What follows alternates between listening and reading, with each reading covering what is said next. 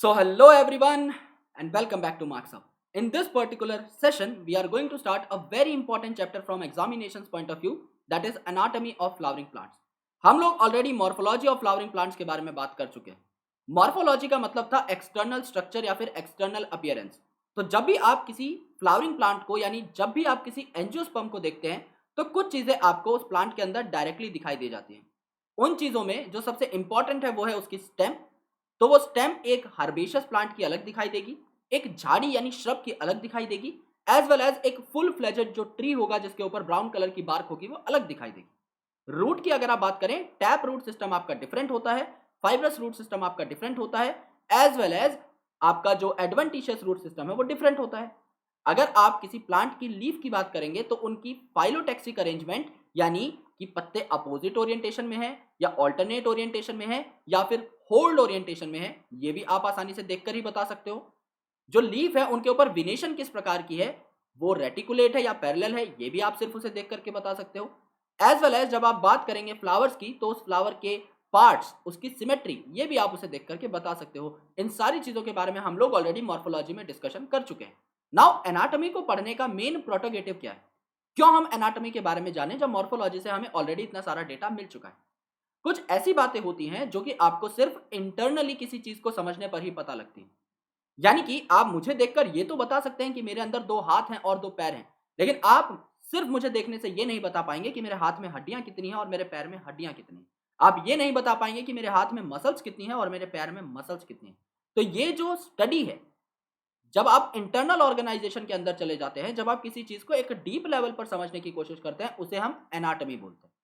तो प्लांट की एनाटॉमी की जब बात होती है तो अब आप स्टेम में सिर्फ ये नहीं बोलेंगे कि वो हर्बेशियस है या फिर वो वुडी है, आप बकायदा ये भी बताएंगे कि इसकी आउटर लेयर एपिडर्मिस है, उसके अंदर हाइपोडर्मिस प्रेजेंट है, हाइपोडर्मिस में इस टिपिकल प्रकार के सेल्स प्रेजेंट हैं, उसके अंदर वस्कुलर बंडल्स हैं जिसमें जाइलम आपका अंदर की साइड है, फ्लोएम आपका बाहर की साइड है. ये सारी चीजें आपको मेंशन करनी पड़ती हैं, तब जाके आप सेल्स की ऑर्गेनाइजेशन को ठीक तरीके से जस्टिफाई कर पाएंगे.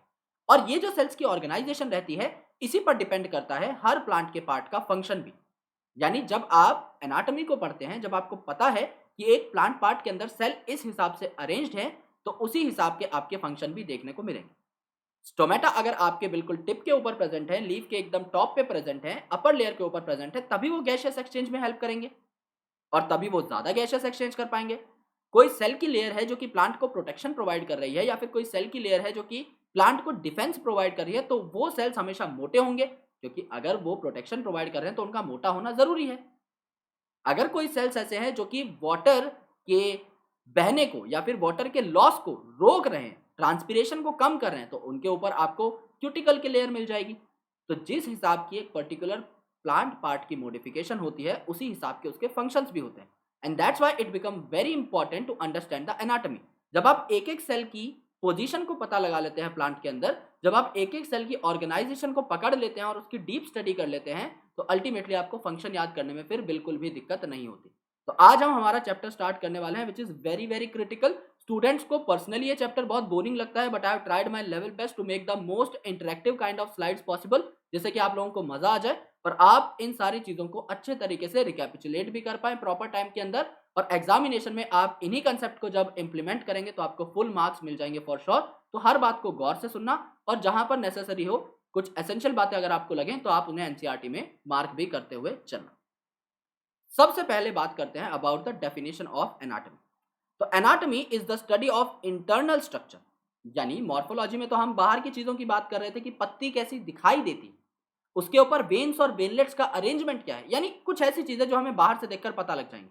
लेकिन उसके अंदर सेल्स कौन कौन से हैं, क्या उसके अंदर स्पंजी पैरेन्काइमा प्रेजेंट है, क्या उसके अंदर पैलिसेड पैरेन्काइमा प्रेजेंट है, मीजोफिल सेल की ऑर्गेनाइजेशन क्या है, स्टोमेटा क्या सिर्फ ऊपर वाली साइड में है या नीचे वाली साइड में भी है, ये सारी चीजें हमें बहुत बेहतर तरीके से सिर्फ पत्ती को देखने से समझ में नहीं आएंगी. उसके लिए हमें पत्ती के अंदर घुसना पड़ेगा, इंटरनल ऑर्गेनाइजेशन को झांकना पड़ेगा. तो आज हम इंटरनल स्ट्रक्चर को पढ़ेंगे और इंटरनल स्ट्रक्चर पर क्या डिपेंड करती है, फंक्शनल ऑर्गेनाइजेशन भी. यानी स्ट्रक्चर पर डिपेंड करता है कि एक पर्टिकुलर प्लांट पार्ट का फंक्शनल एट्रीब्यूट क्या होगा, राइट. तो एनाटॉमी का मतलब यह है, जब भी आप किसी भी ऑर्गेनिज्म के इंटरनल स्ट्रक्चर को पढ़ते हैं, चाहे वो प्लांट हो चाहे एनिमल हो, सेम टर्म का इस्तेमाल होता है. जब आप एमबीबीएस फर्स्ट ईयर में जाएंगे तो आपको ह्यूमन एनाटॉमी भी पढ़नी पड़ेगी, जिसमें आप ग्रेज एनाटॉमी या फिर बीडी चौरसिया और विश्राम सिंह सर की जो बुक्स हैं वो पढ़ेंगे।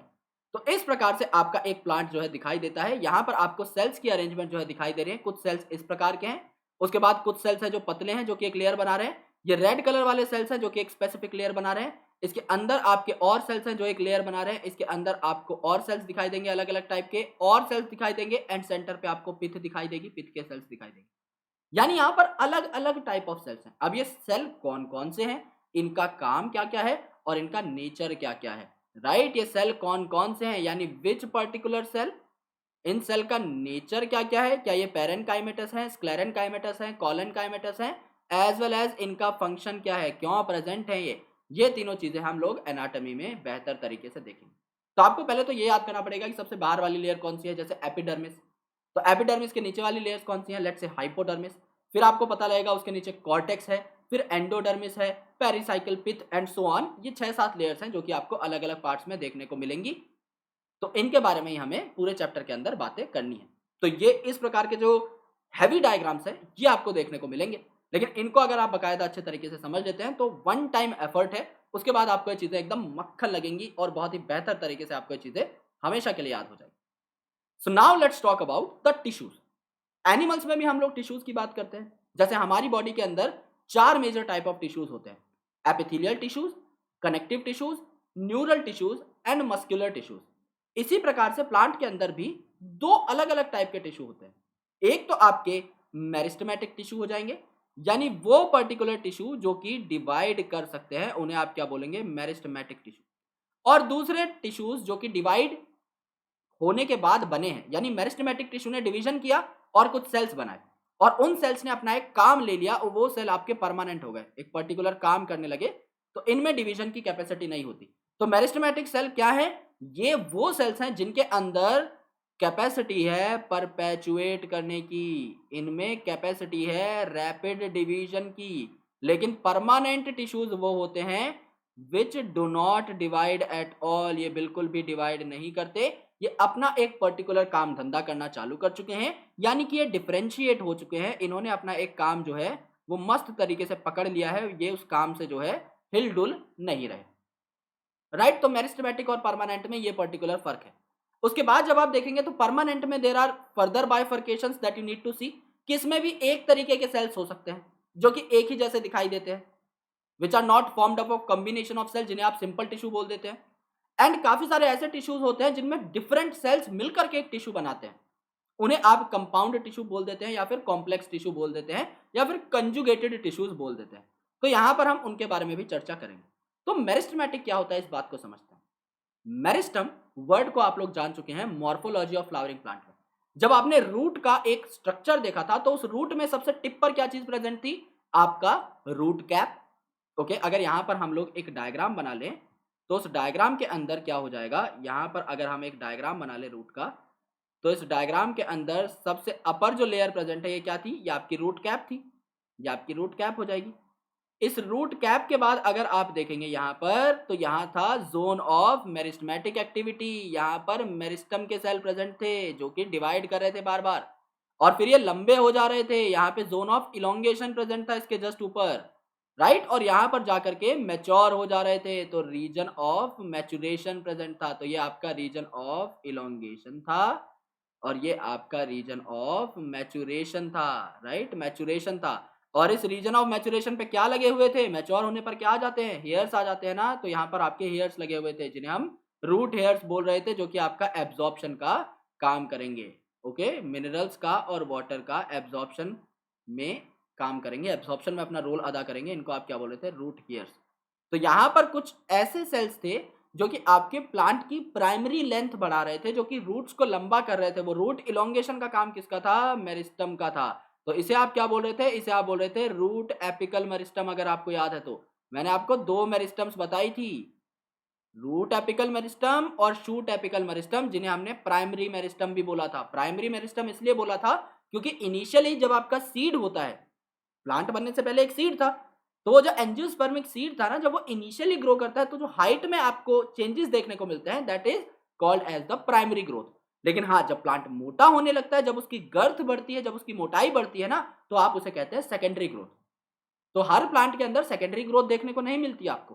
काफी सारे ऐसे प्लांट्स होते हैं जिनकी सिर्फ लंबाई बढ़ती है, मोटाई उतनी ज्यादा नहीं बढ़ती, वो हर्बेशियस ही रहते हैं हमेशा। लेकिन काफी ऐसे ट्रीज होते हैं, जैसे आपने एक आम का पेड़ देखा होगा, एक जामुन का पेड़ देखा होगा, एक पीपल का पेड़ देखा होगा, वो आपके ब्राउन जो है स्टेम बना लेते हैं और बहुत मोटी मोटी स्टेम्स बना लेते हैं। बरगद का पेड़ भी आपने देखा होगा, वहां पर आपकी लेटरल ग्रोथ भी होती है, वहां पर इनकी चौड़ाई या फिर गर्थ भी टाइम के साथ बढ़ती रहती है। तो ये रूट एपिकल मेरिस्टम क्या कर रही थी, रूट की लंबाई बढ़ा रही थी, राइट। तो ये भी क्या है, आपकी मेरिस्टेमेटिक टिश्यू के अंदर आ रही है। एज वेल एज जो शूट एपिकल मेरिस्टम है वो भी आपका मेरिस्टेमेटिक सेल्स के अंदर ही या मेरिस्टेमेटिक टिश्यूज के अंदर ही गिना जाए।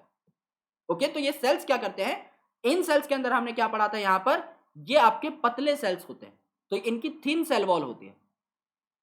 थिन सेल वॉल होगी तभी आपके बार बार डिवाइड कर पाएंगे। अगर सेल वॉल आपकी बहुत ज्यादा मोटी है तो इस सेल को दो टुकड़ों में टूटने में बहुत ज्यादा टाइम लग जाएगा और हो सकता है ये काम हो भी ना पाए। That's why this cell wall needs to be thin, ये सेल्यूलोजिक सेल वॉल होनी चाहिए, तभी आपकी क्या होगी, ठीक तरीके से डिवाइड कर पाएगी। तो सेल्यूलोजिक सेल वॉल आपको यहां पर देखने को मिलती है। एज वेल एज यहां पर सेल्यूलोजिक सेल वॉल के साथ साथ, क्योंकि सेल्स बार बार डिवाइड करते रहते हैं तो इनको एनर्जी की भी जरूरत पड़ती है, तो डेंस प्रोटोप्लाज्म यहां पर होता है, बहुत ही ज्यादा डेंस प्रोटोप्लाज्म आपको देखने को मिल जाएगा। ओके, कि आपका अच्छा खासा यहां पर प्रोटोप्लाज्म है, अच्छा खासा खाने का मटेरियल है, तो ये मस्त तरीके से बैठ करके डिवाइड कर सकते हैं। ये सारी बातें हमें पहले से पता थी, तो we are going to extrapolate this things and we are going to implement all those things in the chapter anatomy of flowering plant. तो सबसे पहले आपको क्या देखने को मिला, let's talk about that.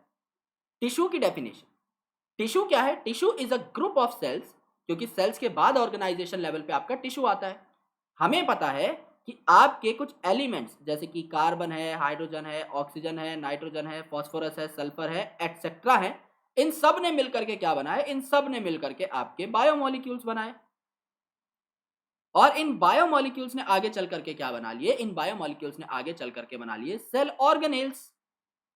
In cell organelles ने आगे चल के आपका एक सेल बनाया और इन डिफरेंट सेल्स ने मिलकर, जो कि ओरिजिन में सेम थे यानी एक जैसे सेल्स थे, एज वेल एज ये फंक्शन भी सेम करते हैं, तभी जाकर ये क्या बनाएंगे, एक कॉमन टिश्यू बना लेंगे, राइट। तो यहां पर इनका ओरिजिन कॉमन होता है एज वेल एज इनका फंक्शन भी कॉमन होता है, ये एक ही फंक्शन आपका शो करते हैं, राइट।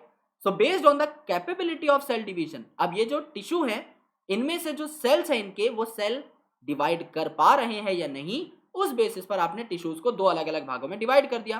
पहले टिश्यूज है आपके मेरिस्टेमेटिक टिश्यूज, यानी ये वो टिश्यू हैं जो कि एक्टिव सेल डिवीजन शो करते हैं, बार बार अपने आप को डिवाइड करते रहते हैं, मस्त तरीके से एक्टिव सेल डिवीजन इन्होंने शो किया। एज वेल एज दूसरे सेल्स हो गए परमानेंट सेल, जो कि डिफरेंशिएटेड हैं, जो कि अपने आप को डिफरेंशिएट कर लेते हैं और एक पर्टिकुलर काम धंधा पकड़ के उसके पीछे लग जाते हैं।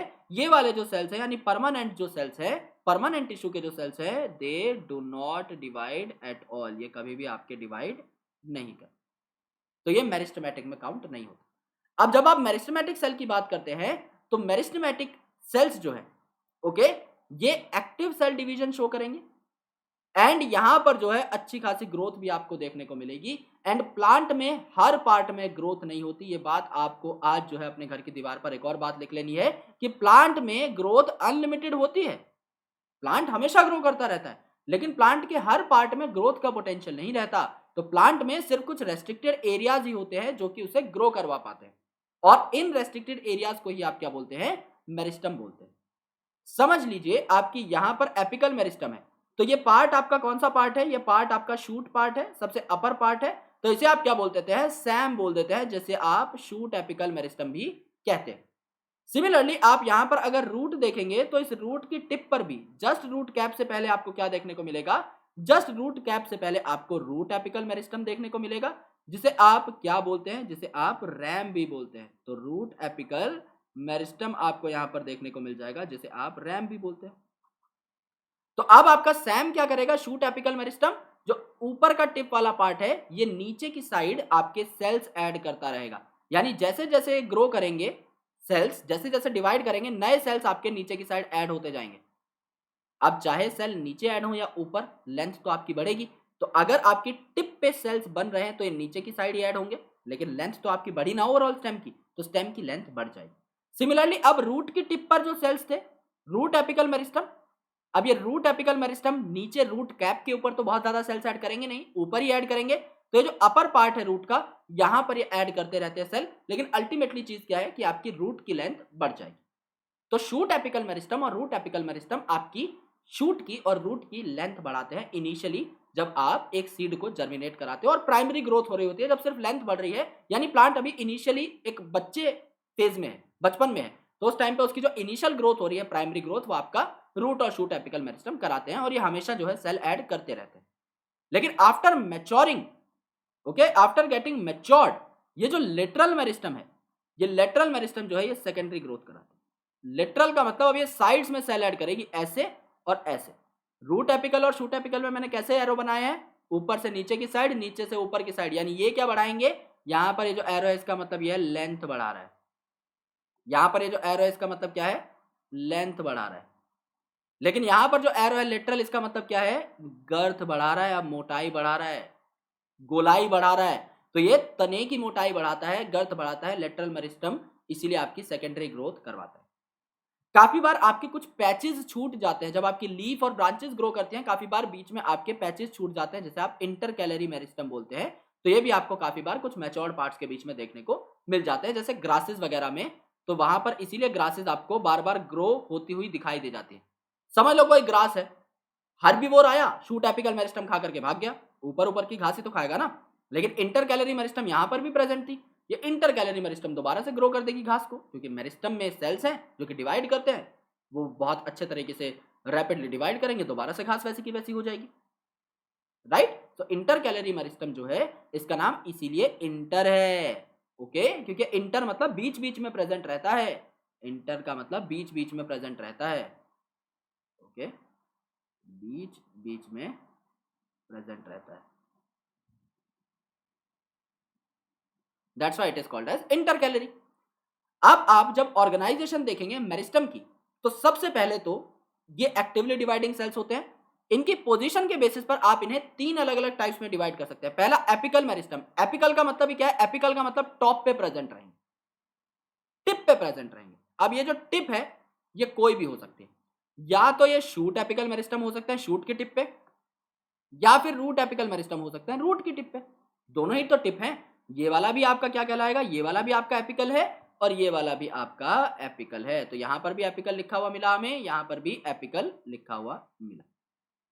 दूसरा है आपका इंटर कैलरी, इंटर का मतलब क्या रहता है, इन बिटवीन, यानी बीच बीच में। तो इन बिटवीन आपको ये देखने को मिलेंगे कुछ मैच्योर्ड ऑर्गन्स के बीच में भी आपके स्कैटर्ड वे में पाए जाते हैं, okay, they are the left over tissues. काफी बार एक लीफ ग्रो कर रही है, पीछे कुछ टिश्यूज रह जाते हैं जो कि आपके इंटर कैलरी मेरिस्टम तैयार कर सकते हैं, तो कुछ आपके डिवीजन वाले सेल्स यहां पर भी रह जाएंगे। देन यहां पर आती है आपकी सेकेंडरी या लेटरल मेरिस्टम। मैंने यहां पर पहले ही सेकेंडरी लिख दिया था क्योंकि ये सेकेंडरी ग्रोथ के लिए रिस्पॉन्सिबल है। लेटरल मेरिस्टम मतलब ये लेटरल यानी साइड्स पे प्रेजेंट रहेगा और ये साइड में ही ग्रोथ कराएगा, यानी कि आपकी गर्थ जो है एक पर्टिकुलर प्लांट की बढ़ा देगा। This is called as lateral meristem on the basis of location. Apical वाले एपेक्स पे प्रेजेंट है, यानी टिप के ऊपर। इंटर कैलरी आपका बीच में प्रेजेंट है, नाम में इंटर आ गया। और सेकेंडरी यानी लेटरल आपका लेटरल साइड में प्रेजेंट है, जो कि लेटरल साइड में ही डिवाइड करेगा और आपके प्लांट की गर्थ बढ़ाएगा।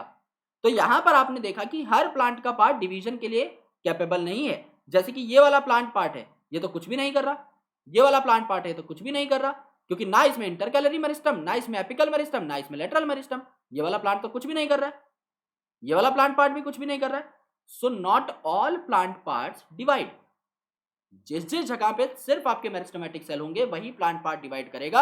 जहां पे उसने डिफरेंशिएट होकर मैच्योर होकर परमानेंट सेल बना लिए हैं, वहां पर डिवीजन देखने को नहीं मिलती, वहां पर परमानेंट सेल्स आकर अपना निर्धारित काम जो है बेहतर तरीके से करना स्टार्ट कर देते हैं। ये एनसीईआरटी का डायग्राम, इसे बहुत गौर से हमें समझना पड़ेगा। यहां पर आपको रूट एपिकल मेरिस्टम दिखा रखा है, यानी यहां पर आपको रैम दिखा रखा है। अब रूट एपिकल मेरिस्टम आपने कहां पर देखा था, सबसे पहले तो रूट कैप प्रेजेंट है सबसे एंड पे, ये तो आपका रूट कैप है। रूट कैप से जस्ट अबव रीजन जो था वो आपका था रीजन ऑफ मेरिस्टेमेटिक एक्टिविटी, यानी यहां पर आपको मेरिस्टेमेटिक सेल देखने को मिलेंगे।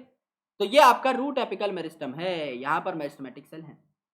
अब ये मेरिस्टेमेटिक सेल ऊपर की साइड सेल ऐड करते जाएंगे, नीचे तो रूट कैप है, ऊपर की साइड सेल्स ऐड करते जाएंगे। तो ये क्या बना लेंगे, एक सेंट्रल सिलेंडर बना लेंगे। ये वाला जो पार्ट है ये सेंटर पे प्रेजेंट है, तो since it is present at the centre, तो ये सेंट्रल सिलेंडर बना लेंगे।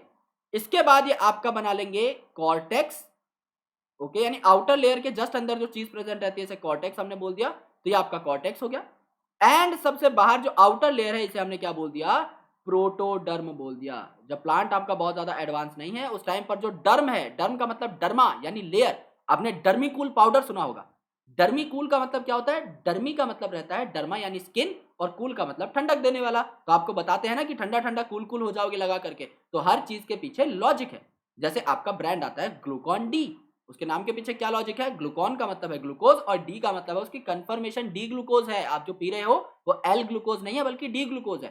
तो हमें जो लगता है जो कंपनी का नाम है उसके पीछे बहुत बड़ा लॉजिक होता है। तो डर्मिकूल है, उसमें डर्म का मतलब क्या है, layer, outer layer, and proto का मतलब क्या है, थोड़ी सी प्रिमिटिव है, क्योंकि प्लांट अभी नर्चर है, कच्चा है। तो अभी जैसे इसने ग्रोथ करनी स्टार्ट करी है, तो प्रोटोडर्म आपकी आउटर लेयर है, उसके अंदर आपको क्या देखने को मिला, कॉर्टेक्स, और सबसे एंड पे यानी सबसे बीच में आपको सेंट्रल सिलेंडर मिला। सबसे बाहर क्या हुआ, प्रोटोडर्म, उसके अंदर कॉर्टेक्स, उसके अंदर सेंट्रल सिलेंडर, राइट। तो यहां पे देखो initials of central cylinder and cortex, यानी ये जो सेल्स हैं, ये मेरिस्टेमेटिक सेल्स, ये वाले मेरिस्टेमेटिक सेल तो डिवाइड करके ऊपर की साइड क्या बना लेंगे, आपका ये वाला लेयर बना लेंगे यानी कॉर्टेक्स, और ये वाले सेल्स डिवाइड करके ऊपर की साइड क्या बना लेंगे, आपका सेंट्रल सिलेंडर बना लेंगे। तो सेंट्रल सिलेंडर एंड कॉर्टेक्स के इन्हें इनिशियल्स बोल दिया गया, यानी डिवाइड करके ये दोनों लेयर्स बनाएंगे। इनिशियल्स ऑफ कैप रूट, यानी कि यहां पर जो आपका सेल है, मेरिस्टेमेटिक जो पैच है, जो यहाँ पे मेरिस्टेमेटिक सेल का गुच्छा है, ये थोड़ा बहुत रूट कैप की साइड भी एडिशन करता रहेगा मटेरियल। ये बात यहां पर हो जाती। ओके, तो अगर इसकी ऑर्गेनाइजेशन देख लें, तो इसकी ऑर्गेनाइजेशन में आपको एक बार अच्छे तरीके से बना करके दिखा देता हूं। यहां पर देखो, यहां पर आपका जो सबसे आउटर लेयर है, इसे हमने क्या बोल दिया, इसे हमने बोल दिया समझ लो प्रोटोडर्म। तो हम थोड़ा राउंड बना लेते हैं इसको, राइट, जिससे कि कोई दिक्कत ना हो। यहां पर ये जो सबसे आउटर लेयर है, इसे हमने क्या बोल दिया, प्रोटोडर्म बोल दिया, प्रोटोडर्म। ठीक है, इसके अंदर क्या है, इसके अंदर जो ये लेयर है, इसको हमने क्या बोल दिया, कॉर्टेक्स बोल दिया। इसके अंदर ये जो सेल की लेयर है, इसे हमने क्या बोल दिया, कॉर्टेक्स बोल दिया। और इसके भी अंदर जो सेल की लेयर है, ये वाली सेंटर वाली, इसे हमने सेंट्रल सिलेंडर बोल दिया, सेंट्रल सिलेंडर बोल दिया, राइट। अब ये सेंट्रल सिलेंडर है क्योंकि सेंटर पे है, इसके बाहर कॉर्टेक्स, और सबसे बाहर जो है ये आपकी प्रोटोडर्म की लेयर हो गई। यहां पर आपकी रूट कैप है, इस प्रकार से हम लोग बना देते हैं, यहां पर रूट कैप, रूट कैप। अब यहां पर कुछ सेल्स हैं which are called as the meristematic cell. यहां पर कुछ सेल हैं जो कि मेरिस्टेमेटिक सेल कहलाते हैं। अब इन मेरिस्टेमेटिक सेल्स में से कुछ कॉर्टेक्स बनाएंगे, तो ये वाले कॉर्टेक्स बनाएंगे और सेंट्रल सिलेंडर बनाएंगे। तो यहां पर जो सेल्स है इन्हें हम क्या बोल देंगे, इनिशियल्स ऑफ कॉर्टेक्स। जैसे ये वाला हो गया इनिशियल ऑफ सेंट्रल सिलेंडर, ये वाले सेल्स हो गए इनिशियल ऑफ कॉर्टेक्स, ये वाले सेल हो गए इनिशियल्स ऑफ कॉर्टेक्स। एनसीईआरटी में इकट्ठा दिखा रखा है। ये वाले कुछ मेरिस्टेमेटिक सेल्स है यहां तक, जो कि नीचे की साइड ऐड करेंगे आपके कैप में सेल, तो इन्हें initiation portion of root cap बोल दिया, या फिर आपके क्या बोल दिया, इन्हें इनिशियल्स ऑफ रूट कैप बोल दिया। सिंपल सी बात है। तो आपको तीन नाम याद करें, सेंट्रल सिलेंडर सेंटर पे, प्रोटोडर्म सबसे बाहर, और कॉर्टेक्स इनके बीच में। आपको बस ये तीन चीजें याद करनी, राइट। इसके बाद देखो यार, इसके बाद यहां पर है शूट एपिकल मेरिस्टम। तो शूट का जो सबसे एपेक्स रहेगा, उसके ऊपर आपको शूट एपिकल मेरिस्टम देखने को मिलेगा। तो यहां पे लाइन ड्रॉ कर लेते हैं। तो यहां पे आपका शूट में सबसे डिस्टेंट मोस्ट पार्ट कौन सा है, ये वाला। ओके, क्योंकि इसके ऊपर तो पत्तियां हैं जो कि यहीं से उगी हुई हैं। ओके, अगर आप एक्सिस पर देखें, इस लाइन के ऊपर सबसे सेंट्रल पार्ट यही आ रहा है। तो यहां पर ये जो डिस्टेंट मोस्ट पार्ट है, ये आपका शूट एपिकल मेरिस्टम कहलाता है, जिसे आप सैम रीजन भी बोलते हो। यहीं से आपके जो लीफ प्राइमोर्डिया है, यानी लीफ जो है, ये भी आपके यहीं से उगने स्टार्ट होते हैं। ओके, और यहां पर कुछ आपके एक्सिलरी बड भी होते हैं, जो कि आपका फर्दर काफी सारे और टिश्यूज को गिव राइज कर सकते हैं, राइट। क्योंकि इस एक्सिलरी बड से ही आपकी ब्रांचेस, आपने देखा था मॉर्फोलॉजी में, यहीं से आपकी ब्रांचेस या फिर बाकी सारी लीफ जो है आपकी उगना स्टार्ट होती है। ओके, मोस्टली ब्रांचेस आपकी यहीं से आती है। ऑलराइट, एंड ये आपका वस्कुलर टिश्यू है, यानी ये आपका क्या है, जाइलम और फ्लोएम है, जो कि यहाँ पर देखने को मिल रहा है। इसके बारे में हम लोग आगे चल के डिटेल में डिस्कशन करेंगे। सो यहाँ पर अगर आप देखें apical meristem which is the first type of meristem, so ये आपके टिप्स पर मिलते हैं, क्योंकि इनका नाम ही है एपिकल। तो ये कहाँ पर मिलेंगे, आपको एपेक्स पर मिलेंगे, यानी टॉप पर मिलेंगे। तो ये दो जगह मिल सकते हैं, क्योंकि प्लांट की दो ही टिप रीजन्स होती हैं।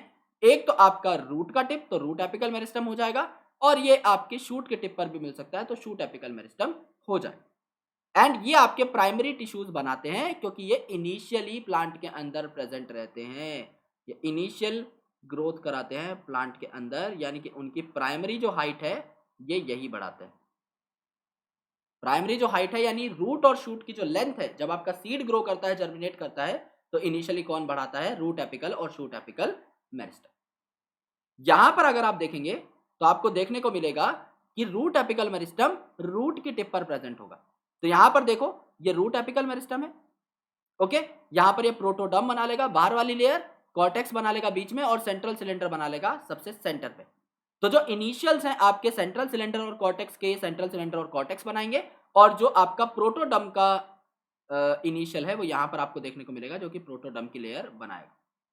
और सबसे नीचे आपको रूट कैप का इनिशियल देखने को मिलेगा, जो कि रूट कैप में सेल्स बढ़ाएगा। अल्टीमेटली क्या होता है, ये सेल्स ऐड करते जाते हैं ऊपर की साइड, एंड अल्टीमेटली आपकी प्लांट की जो हाइट है, रूट की जो हाइट है, ये आपकी बढ़ जाती है, रूट की हाइट आपकी इंक्रीज हो जाती है। डन। यहां पर देखिए सबसे बाहर वाली जो लेयर है, जो ब्राउन कलर की आपको दिखाई दे रही है, प्रोटोडर्म है सबसे आउटर मोस्ट।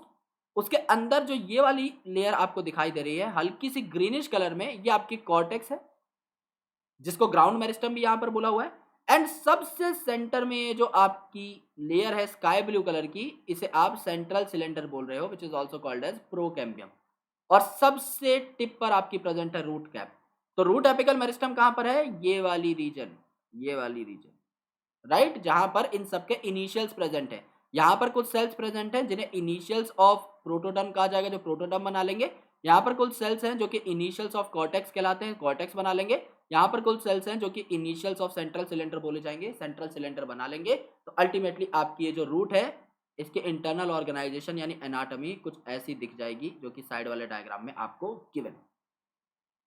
समझने के लायक सिर्फ 3 चीजें यहाँ पर। पहली आउटर लेयर जो है इसका नाम है प्रोटोडर्म, क्योंकि ये आपको सिर्फ कुछ ही जगह सुनाई देगी, तो आपको इसे याद करना पड़ेगा। सेकंड जो मीडियम लेयर है या जो मिडल लेयर है, ये आपकी क्या कहलाएगी? ये आपकी कॉर्टेक्स, इनिशियल प्लांट के केस में। और थर्ड जो आपकी लेयर है, इसे आप बोलेंगे सेंटर की तरफ है, तो इसे आप सेंट्रल सिलेंडर बोल देंगे। तीनों लेयर्स आपकी हो जाएंगी, और ये तीनों ही आपकी रूट एपिकल मेरिस्टम से अराइज होती है, राइट। ये आपके रूट एपिकल मेरिस्टम की बेसिक ऑर्गेनाइजेशन है। अगर आप शूट एपिकल मेरिस्टम की बात करें, तो यहां पे क्या है? It occupies the distant most region in the stem axis. अगर आप स्टेम की एक्सिस देखें, तो यहां पर अगर हम एक एक्सिस तैयार कर लेते हैं, तो एक्सिस अगर मैंने ऐसे तैयार की, तो आपको देखने को मिल जाएगा इस एक्सिस पे, इस लाइन के ऊपर सबसे जो मेन दूर वाला रीजन है वो ये वाला है। तो इस रीजन के ऊपर हमें क्या देखने को मिलता है? शूट एपिकल मेरिस्टम देखने को मिलता है। ये वाला जो इलाका है ये सबसे डिस्टेंट हो गया ना। सबसे डिस्टेंट क्यों हो गया? मैं यहाँ पर मेंशन कर देता हूँ, क्योंकि ये वाली आपकी एक्सिस है। एक्सिस के ऊपर ही तो हमें डिस्टेंट ढूंढना था, वो हमें मिल गया। Some cells left behind from shoot apical meristem constitute the axillary bud। जब आपकी ग्रोथ हो रही थी लीफ की, ओके, जब आपकी ग्रोथ हो रही थी शूट की, तो यहां पर जो है एक एक्सिलरी बड के फॉर्म में कुछ आपका मेरिस्टेमेटिक टिश्यू जो है वो पीछे छूट जाता है, जैसे यहां पर, यहां पर। तो ये जो एक्सिलरी बड है, they are nothing but they are the left behind of shoot apical meristem. जब शूट आपका ऊपर की साइड ग्रो कर रही है, लेंथ बढ़ रही है शूट की, वो नीचे की साइड सेल ऐड करते जा रही है, तो कुछ सेल्स आपके पीछे की साइड छूटने लग जाते हैं।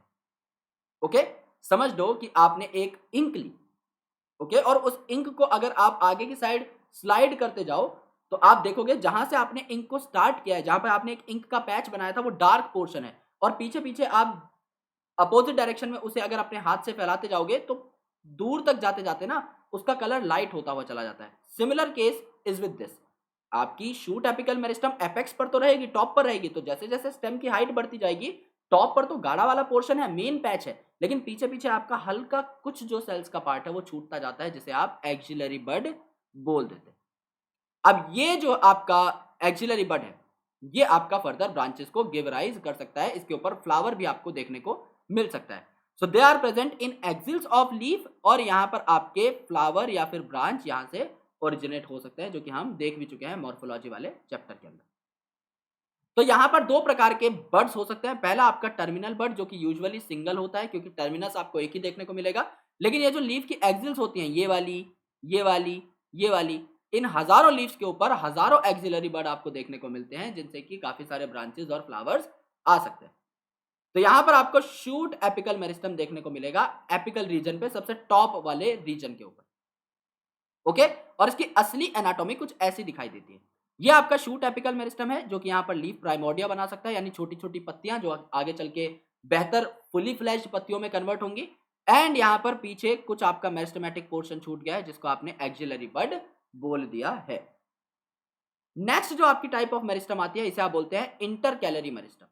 इंटर का मतलब वही इन बिटवीन। तो यहां पर आप देखेंगे they occur between the mature tissues, ये आपकी मैच्योर टिश्यूज के बीच में देखने को मिलती है।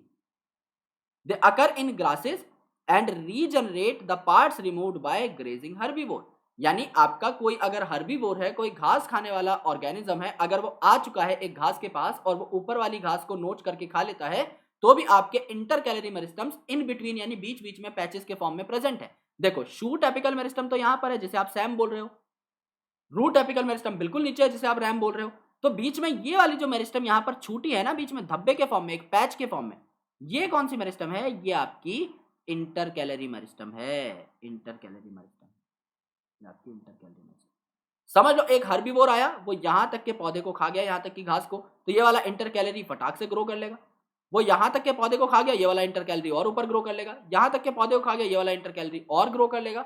अल्टीमेटली आपके पास कुछ ना कुछ पोर्शन बचेगा जो कि ग्रास को दोबारा से रीजनरेट करवा सकता है। तो ग्रासेस के अंदर जो पार्ट रीजनरेशन होती है, that is just because of the inter calorie meristem.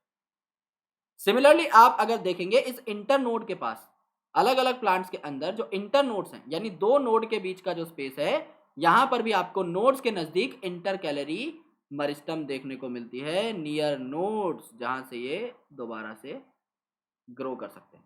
यानी यहां से आप अगर इन्हें बीच में से काट भी दोगे तो भी ये दोबारा ग्रो करने का पोटेंशियल रखते हैं।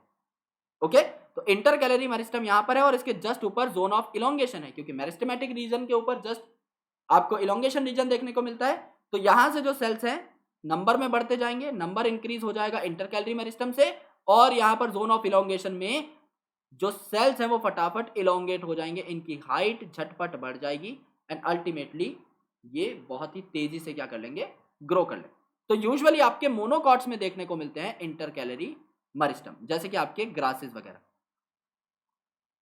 जो कि फटाफट अपने आप को रीजनरेट कर लेती है। तो इंटर कैलरी मेरिस्टम होती क्या है, इसके बारे में थोड़ा सा जान लेते हैं।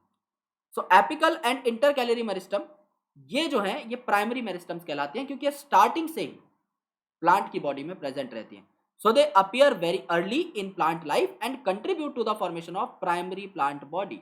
यानी जब प्लांट जो है इनिशियली डिवाइड कर रहा है, जब उसका इनिशियल फेज ऑफ ग्रोथ है, initial phase of increment in height है, उस टाइम पर आपके इंटर कैलरी और एपिकल मेरिस्टम ही उसकी ग्रोथ में हेल्प करते हैं। लेटरल मेरिस्टम बहुत ही बाद में आता है और ये गर्थ बढ़ाने में हेल्प करता है। यानी आपने कभी भी देखा होगा, समझ लीजिए आपने आम की एक गुठली जो है उसको लिया और जमीन के अंदर बो दिया, तो जो आम का पेड़ है वो स्टार्टिंग में हर्बेशियस रहेगा, कुछ महीनों तक आपको हरी हरी जो है सारी की सारी डालियां, हरे हरे पत्ते आपको दिखाई देंगे, सिर्फ उसकी हाइट बढ़ती हुई दिखाई देगी, उसकी मोटाई आपको बहुत ज्यादा बढ़ती हुई दिखाई नहीं देगी। आपको वुडी एक्सिस जो है, आपको वुडी जो बार्क है वो नहीं दिखाई देगी। लेकिन अगर आप उसको ग्रो होने देते हैं बहुत अच्छे खासे टाइम के लिए, 4-5 साल के लिए, तो आपको पूरा का पूरा तना जो है वो मोटा और ब्राउन देखने को मिल जाएगा। यानी आपको पता लग जाएगा कि यहाँ पर सेकेंडरी ग्रोथ हो चुकी है।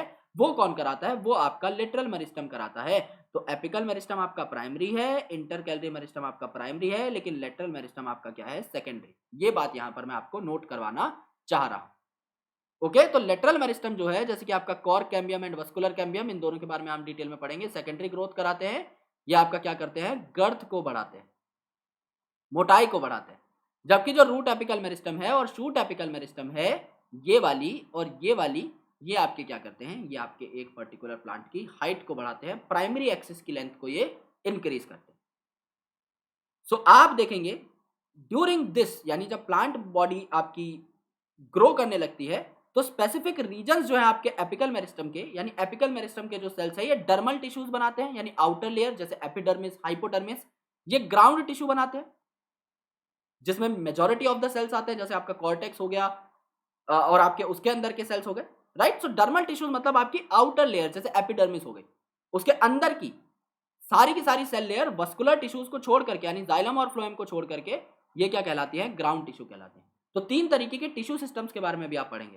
पहला एपिडर्मल टिश्यू सिस्टम जिसमें एपिडर्मिस आती है आउटर लेयर, फिर वस्कुलर टिश्यू सिस्टम जिसमें जाइलम और फ्लोएम आते हैं बस, और आपका ग्राउंड टिश्यू सिस्टम जिसमें एपिडर्मिस और जाइलम फ्लोएम के बीच में या इनको छोड़कर जो भी सेल्स प्रेजेंट है वो सारे के सारे ग्राउंड मैटर बनाते हैं, ग्राउंड टिश्यूज बनाते हैं। तो इस प्रकार से आपकी प्लांट की प्राइमरी बॉडी जो है जनरेट हो जाएगी। जो एपिकल मेरिस्टम है और इंटरकैलरी मेरिस्टम है ये इनकी हाइट बढ़ा देंगे और अल्टीमेटली इनके अंदर अलग अलग प्रकार के सेल्स का बनना स्टार्टिंग जो है उसकी हो जाएगी। थर्ड जो आपकी मेरिस्टम है इसे आप क्या कहते हैं, इसे आप कहते हैं लेटरल मेरिस्टम। नाम ही है लेटरल तो लेटरली ग्रो करेंगे। और सेकेंडरी मेरिस्टम इसका नाम है तो यहाँ पर क्या हो जाएगी, यहाँ पर सेकेंडरी ग्रोथ की बात हो जाएगी, यानी अल्टीमेटली आपकी गर्थ यहाँ पर बढ़ जाएगी, एक प्लांट की मोटाई जो है वो बढ़ जाएगी। So the meristem that occur in mature region of roots and shoots, particularly those that produce woody axis, यानी ऐसा पर्टिकुलर प्लांट का पार्ट जो कि वुडी एक्सिस बनाता है, जो कि आपका बार्क वगैरह तैयार करता है, उन जगह पर उन मैच्योर्ड पार्ट्स के अंदर कौन सी मेरिस्टम मिलेगी आपको, सेकेंडरी मेरिस्टम या लेटरल मेरिस्टम मिलेगी। They are cylindrical meristem. Cylindrical meristems का मतलब ये जो है सिलेंड्रिकल होते हैं नेचर में, क्योंकि प्लांट के जब आप तने को देखोगे तो वो भी सिलेंड्रिकल है। तो चारों ओर जो है उसके बाहर की साइड आपको लेटरल मेरिस्टम देखने को मिल जाती है, सेंट्रल पार्ट पे भी देखने को मिल जाती है, जो कि अल्टीमेटली आपके सिलेंडर जैसी एक शेप वहां पर बना लेते हैं।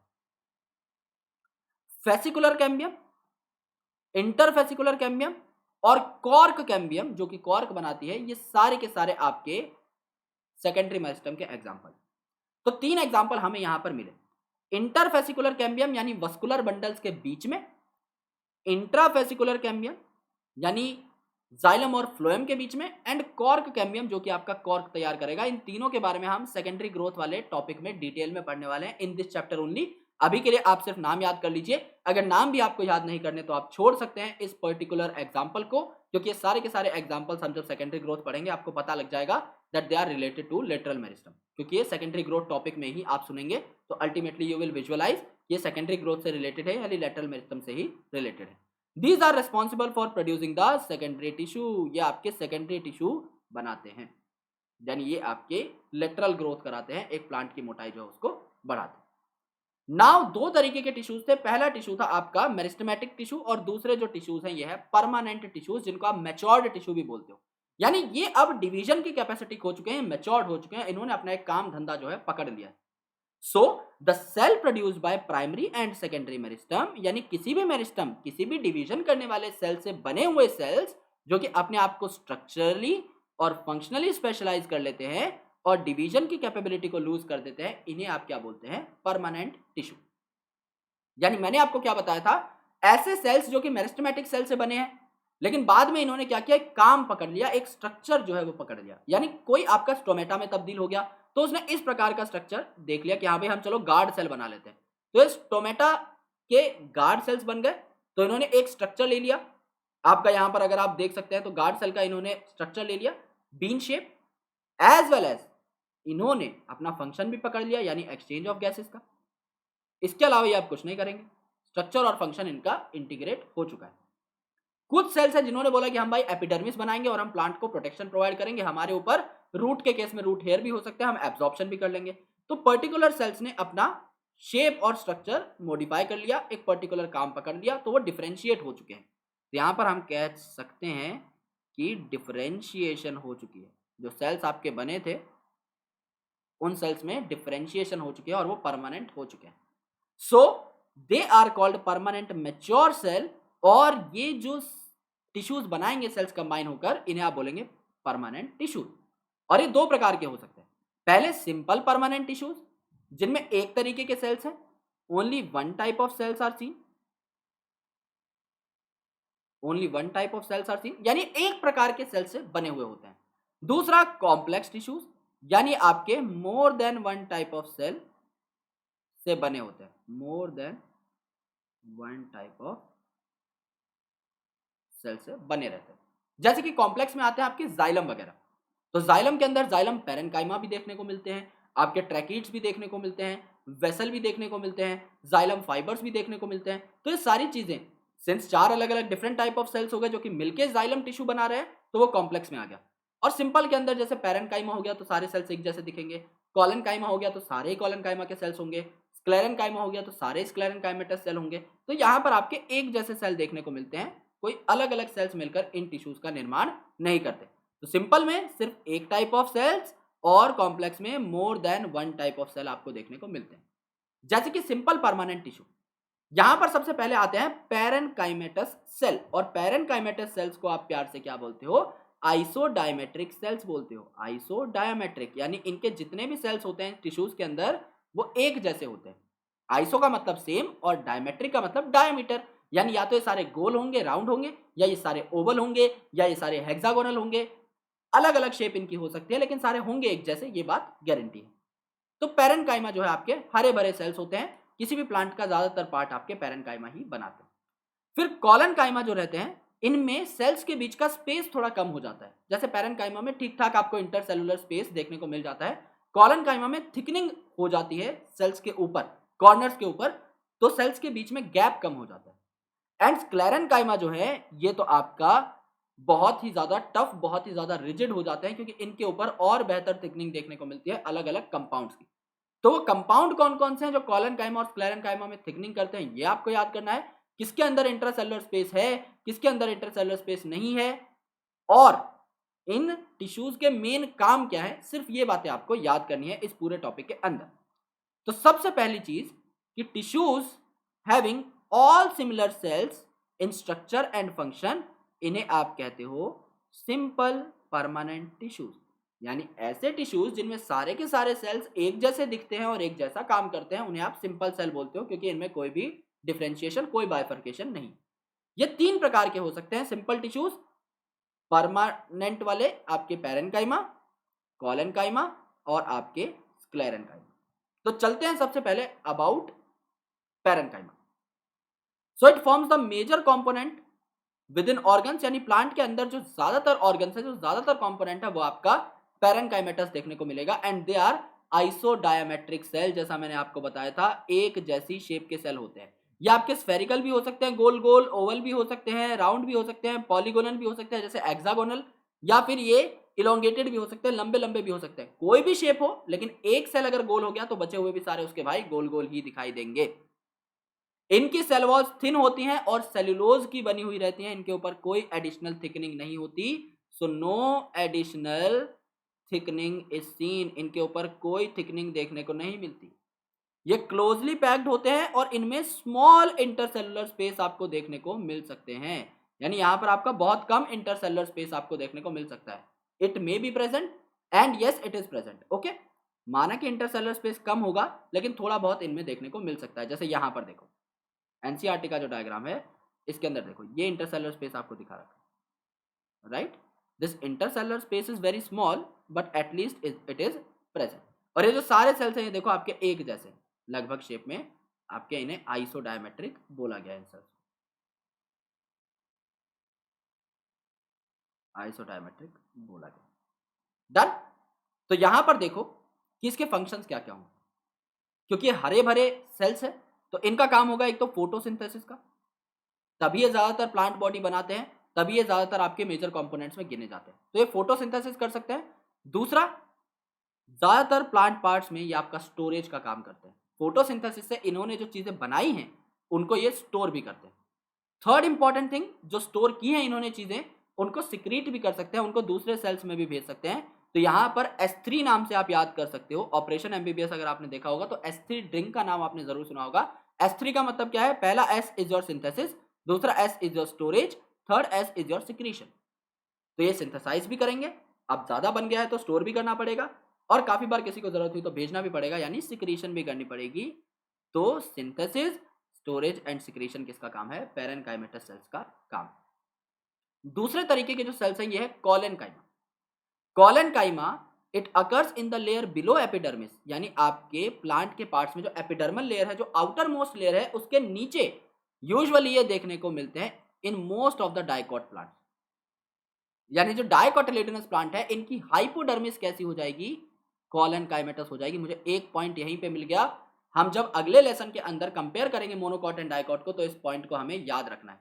क्या कि आपके कॉलन काइमेटस हाइपोडर्मिस देखने को मिलेगी किनके अंदर, डाइकॉट प्लांट्स के अंदर। Okay, it is found as an homogenous layer या फिर एज अ पैच, यानी कि अगर आपका यहां पर देखिए, यहां पर अगर ये आपकी एपिडर्मल लेयर है तो ये लेयर क्या कहलाती है, एपिडर्मिस। ये वाली लेयर क्या है, एपिडर्मिस। ये वाली लेयर क्या है, एपिडर्मिस। ये वाली लेयर क्या है, एपिडर्मिस। तो इस एपिडर्मिस के नीचे ये वाले जो आपके सेल्स है ना, इसे आप हाइपोडर्मिस बोलते हो। ये देखो कॉलन काइमा का यहाँ पर बताया हुआ, ये एक लेयर की फॉर्म में प्रेजेंट है। It can be present in the form of a layer, और ये आपके पैची भी हो सकते हैं। यहाँ पर देखो बीच बीच में प्रेजेंट है, पूरा का पूरा एक लेयर के फॉर्म में नहीं प्रेजेंट है, तो ये आपका एक पैच की फॉर्म में प्रेजेंट हो सकता है। दोनों का दोनों केस जो है हमने यहाँ पर डायग्रामेटिकली देख लिया। It consists of cell which are much thickened at corners due to deposition of cellulose, hemicellulose and pectin, जिसे आप पेक्टोज भी बोल सकते हो। तो यहाँ पर जो सेल है, यहाँ पर आप देखोगे कि एक सेल दूसरे से जब अटैच्ड है, ये हेक्सागोनल सेल है, ये एक सेल जब दूसरे सेल से अटैच है तो इनके बीच में क्या प्रेजेंट है, इनके बीच में थिकनिंग प्रेजेंट है। ये वाली जो रेड कलर की थिकनिंग है, ये किस चीज की है, हेमीसेलुलोज और पेक्टोज की है। तो पैरेन्काइमा के अंदर आपकी सिंपल सेल वॉल प्रेजेंट थी, सिर्फ सेलुलोज की बनी हुई थी, जो कि एक लिविंग सेल वॉल थी। यहां पर क्या है, यहां पर दोस्त आपका हेमीसेलुलोज और पेक्टिन भी आ गया है, जो कि कॉर्नर पर आकर जमा हो चुके हैं। अगर ये सारी चीजें कॉर्नर्स पर जमा हो जाती हैं तो कॉर्नर में जो स्पेस मिल रहा था हल्का फुल्का, वो स्पेस अब नहीं मिलेगा। अगर ये सारे के सारे सेल्स इकट्ठे होते हैं तो इनके बीच में बिल्कुल भी स्पेस आपको देखने को नहीं मिलता। ओके, तो यहां पर डायग्राम में थोड़ी सी गड़बड़ी है, वो मैं आपको बता देता हूं एक्चुअल में क्या गड़बड़ी है। जब आप एनसीईआरटी डिटेल में पढ़ेंगे तो आपको समझ में आ जाएगा। यहां पर मैं आपको दो चीजें बता देता हूं। First case is this is epidermis, second case is this is another epidermis. इस एपिडर्मिस के सेल्स हैं, तो ज्यादा मेहनत ना करते हुए हम सिर्फ इसको इस प्रकार से बाइफरकेट कर दे रहे हैं कि आपके 4-5 सेल एपिडर्मिस में प्रेजेंट। इसके नीचे जो आपकी डाइकॉट प्लांट की हाइपोडर्मिस है वो रेगुलर हो सकती है इस प्रकार से।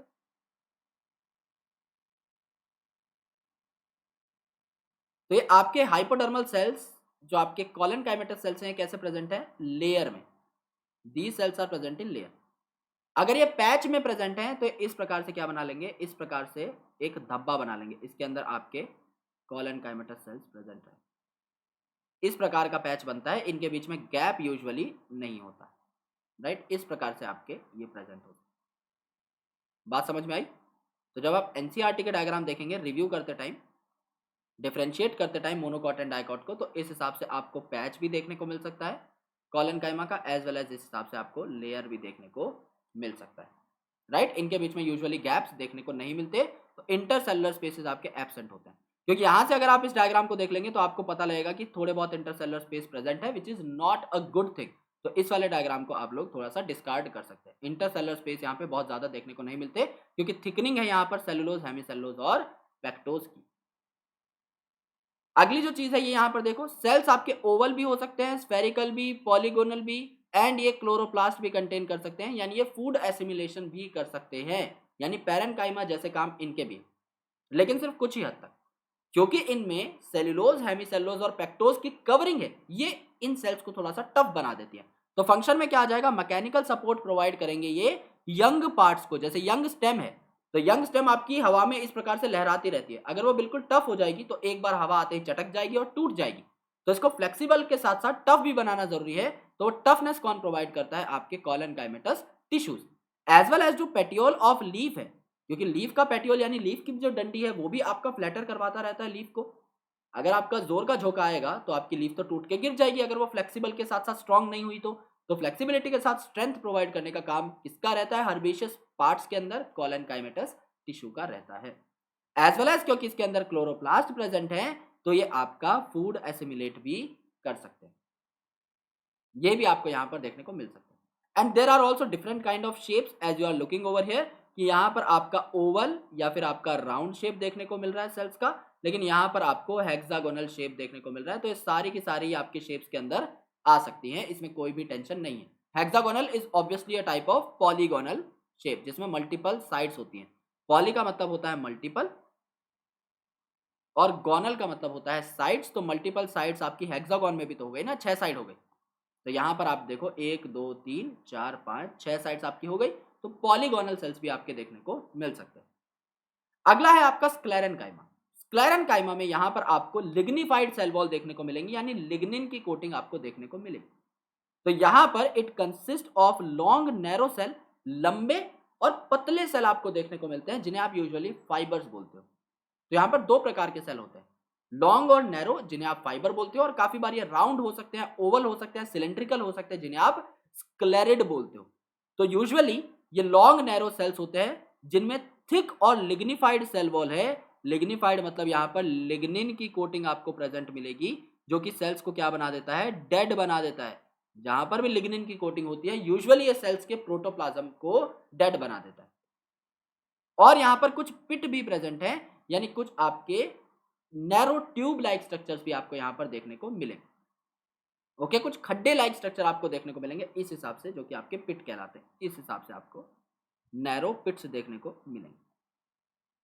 दे are usually dead without protoplasm, मैंने आपको बता दिया, क्योंकि लिग्निन की कोटिंग हो जाती है यहां पर, तो ये यूजुअली डेड हो जाते हैं।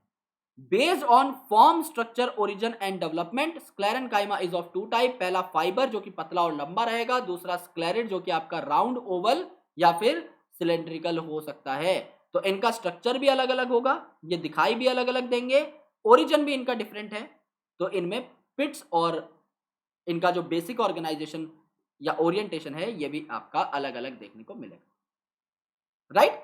तो यहां पर देखो, सबसे बाहर आपको क्या देखने को मिला डायग्राम में, सबसे बाहर आपको देखने को मिला thick cell wall. Thick cell wall covered with lignin. अंदर की साइड क्या है, आपका ल्यूमन है। ये ल्यूमन आपका बहुत ही छोटा होता है, इतना छोटा होता है कि इसको एनसीईआरटी में एक वर्ड लेकर के पुकारा गया है, ऑब्लिटरेटेड ल्यूमन। ओके, काफी पतला होता है, काफी छोटा होता है। ओके, ये आपका एक फाइबर का स्ट्रक्चर है, बहुत पतला सा ल्यूमन, बहुत कम गैप्स, एंड अल्टीमेटली आपकी थिक सी वॉल। ये आपका स्क्लेरिड है। स्क्लेरिड क्या है, देखो आपका राउंड है स्ट्रक्चर में। ओके, इसके अंदर काफी सारी पिट्स हैं, यहां पर इसे आप पिट्स लिख लीजिए, ये आपकी पिट है। सेंटर पे आपका छोटा सा ल्यूमन है। दोबारा से, ये जो पिट है ये काफी सारी हैं, जो कि ल्यूमन को अटैच कर रही हैं आपके बाहर वाले सेल वॉल और उसके कवर से। ओके, तो यहां पर जो आपकी सेल वॉल है इसको अटैच कर रही है ये आउटर पार्ट से। This is basic organisation of a sclereid, जहां पर आपको मल्टीपल पिट्स या न्यूमरस पिट्स देखने को मिलती है। ओके, तो फ्यू पिट्स हो सकती हैं यहां पर, जैसे आपको देखने को मिल रहे हैं, numerous pits could be there which are shown in sclereid. So जो स्क्लेरिड वर्ड है स्क्लेरेनकाइमा से ही लिया गया है, क्योंकि इसके ऊपर भी आपकी स्क्लेरेनकाइमेटस मटेरियल यानी लिग्निन की कोटिंग होती है। अब फाइबर और स्क्लेरिड को अगर आप अलग अलग देखेंगे तो आपको इनके बीच में वाइटल डिफरेंसेस पता लगेंगे। फाइबर्स क्या है, ये आपके थिक वॉल्ड है, ये वाली वॉल आपकी काफी थिक है, as well as they are elongated, इनकी हाइट काफी लंबी है। फाइबर क्या होते हैं, पतले और लंबे बाल जैसे होते हैं, तो इलोंगेटेड है, इसमें हमें कोई प्रॉब्लम नहीं है। पॉइंटेड सेल, क्योंकि दोनों एंड इसके टेपर्ड होंगे, अब दोनों एंड इसके टेपर्ड होंगे, चिपके हुए होंगे। तो ये आपके पतले हैं, लंबे हैं, पॉइंटेड हैं, इसमें कोई भी डाउट नहीं है। And they generally occur in groups, ये काफी सारे बाल जो है ये मिल करके एक फाइबर का गुच्छा बना लेते हैं। ओके, सो ये जनरली ग्रुप में देखने को मिलते हैं, लेकिन आपको सिंगल यहां पर दिखाई इसलिए दिया है जिससे कि आपको अल्टीमेटली इसके स्ट्रक्चर की विजुअलाइजेशन हो पाए। स्क्लेरिड क्या है, ये स्फेरिकल भी हो सकता है, जैसे यहां पर आपको दिखा रखा है गोल, सो दे मस्ट बी स्फेरिकल। इसको ऊपर से काट के दिखाया हुआ है, जैसे एक बॉल है अगर मेरे हाथ में, उसको मैं बिल्कुल बीच में से काट दूं तो आपको ऊपर एक सर्कल दिखाई देगा, वो सर्कल आपकी किताब में 2D फॉर्मेट में चिपकाया हुआ है। So this is the 2D diagram of a sphere. Similarly अगर कोई ओवल चीज है, अंडे जैसी, उसको भी अगर आप बीच में से काटे तो ऊपर से सर्कल ही आपको दिखाई देगा। अगर आप एक सिलेंडर को भी काटें, एक सिलेंडर है, let's say this particular stylus is cylindrical, ये ऐसे रखा हुआ है, मैंने इसे काट दिया ऊपर से। अगर आप ऊपर से इसे काट देंगे और यहां से ऐसे देखेंगे तो 2D में आपको सिर्फ एक सर्कल दिखाई देगा, वो सर्कल आपकी किताब में मेंशन होता है। So this sclereid can be spherical, oval और सिलेंड्रिकल। ये भी हाईली थिकेंड होता है। डेड सेल वॉल, यानी यहां पर लिग्निन की जो सेल वॉल है वो लगी रहती है, तो सेल्स यहां पर भी डेड हो जाते हैं, यहां पर भी प्रोटोप्लाज्म आपको देखने को नहीं मिलेगा। यहां पर बहुत ही नैरो कैविटी या ल्यूमन देखने को मिलता है। The lumen is very narrow, जिसको हमने ऑब्लिटरेटेड बोला था, बहुत ही स्मॉल, बहुत ही छोटा, इनकॉन्स्पिक्यूअस, दिखाई ना देने वाला, बहुत ही मुश्किल से दिखाई देता है। These are found in fruit walls, जैसे कि नट्स है, आपका ग्राउंड नट हो गया, वॉलनट हो गया, उनकी फ्रूट की वॉल्स को टफ बनाने का काम किसका है, स्क्लेरेनकाइमा के, स्क्लेरिड का। पल्प ऑफ फ्रूट, जैसे कि गवावा है, पियर है, सपोटा है, जिसको मैंने अपने टाइम पे याद किया था जीपीएस से, गवावा, पियर एंड सपोटा। तो ये जो जीपीएस है, इनके फ्रूट को टफ कौन बनाता है? आपका sclereid. Seed coat of legumes and leaves of tea, इनमें भी आपका टफनेस का काम कौन करता है? आपका स्क्लेरेनकाइमा टिश्यू ही करता है। फंक्शन क्या है? It provide mechanical support to organs. क्यों? क्योंकि पहली बात डेड है, दूसरी बात ये टफ है, तो इनका काम यही है। इनका काम मैकेनिकल सपोर्ट का ही है, कोई फोटोसिंथेसिस वगैरह नहीं, क्योंकि ये जिंदा ही नहीं है, इनके अंदर कोई प्रोटोप्लाज्म नहीं है, तो ये फोटोसिंथेसिस वगैरह, स्टोरेज, सिक्रीशन, ये सारी चीजें यूजुअली नहीं करते।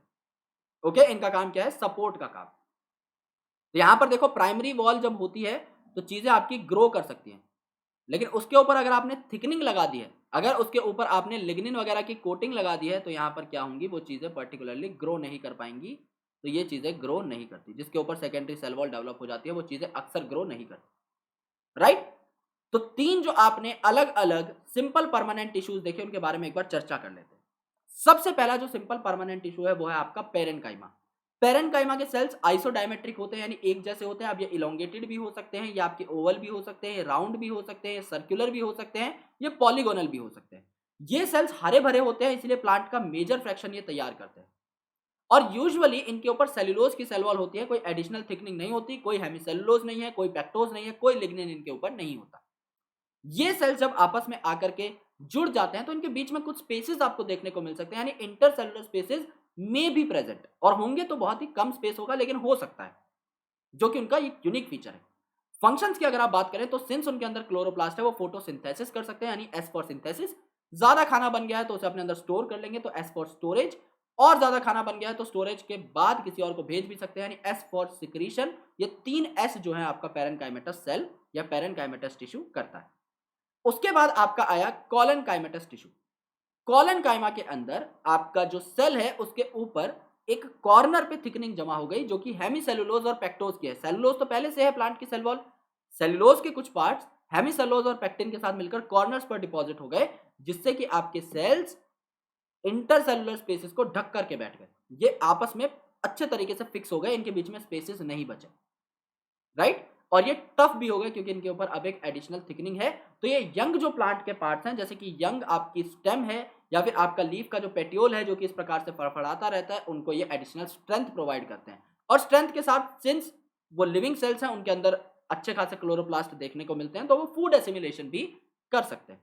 और इंटरसेलुलर स्पेसेस उनके बीच में देखने को नहीं मिलते, क्योंकि हेमीसेलुलोज और पेक्टिन की वहां पर कोटिंग आ चुकी है। जब हम बात करते हैं स्क्लेरेनकाइमा की, तो यहाँ पर दो अलग अलग टाइप के सेल्स हो सकते हैं। पहला आपका फाइबर, फाइबर जो कि पतला है, लंबा है, टेपर्ड एंड्स हैं या फिर पॉइंटेड एंड्स हैं, और ये झुंड में पाए जाते हैं।